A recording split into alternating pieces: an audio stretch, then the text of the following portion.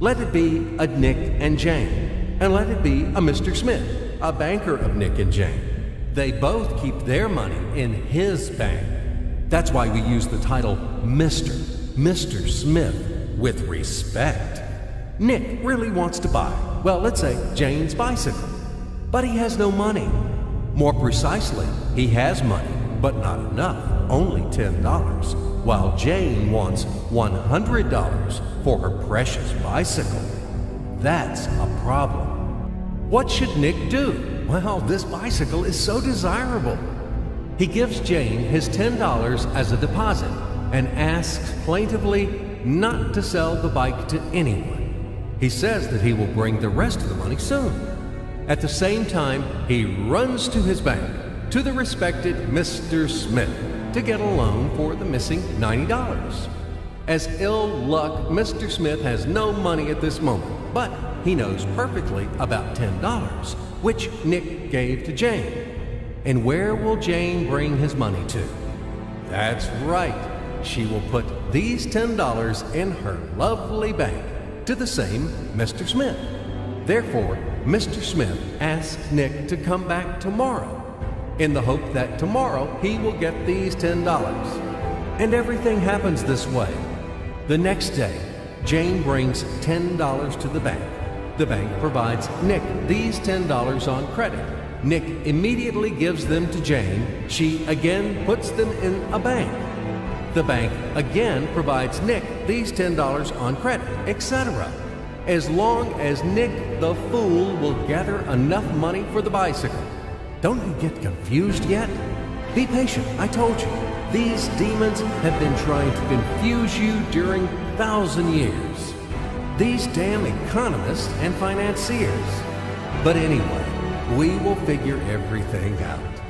So what do we have in the end? Nick finally got the bike from Jane. Wow!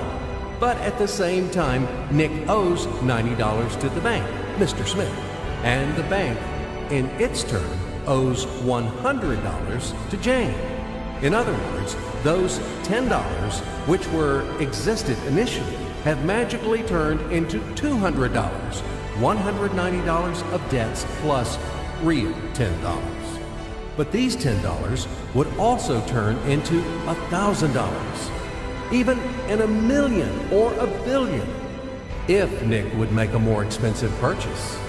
In this case, our $10 would make the increasing number of its cycles, circuits from hands to hands. That's it. So, what happens in today's world? SOS! It appears that banks also make money out of thin air and multiply them. Not only Fed can produce money, but banks either. In short, everybody can do this, except you and me. We are not in the business at this celebration of life. I would like to print or draw some money as well. In fact, these banks multiply money without any control. And we're still wondering why the banker lives better. What are naive fools are we? Now it is clear why. The one who produces the money, of course, lives better. But this is not enough. From this moment, poor Nick will never be able to repay his debts owed to the bank, no matter how hard he would work. Silly Nick doesn't know it yet, that he's in slavery to the bank, in credit bondage forever, because those $90, which he owes to Mr. Smith, do not exist in nature at all. Sly Mr. Smith made his money out of nothing. He created them out of thin air, just one click. And $10 turned into $200. Yes, but you can object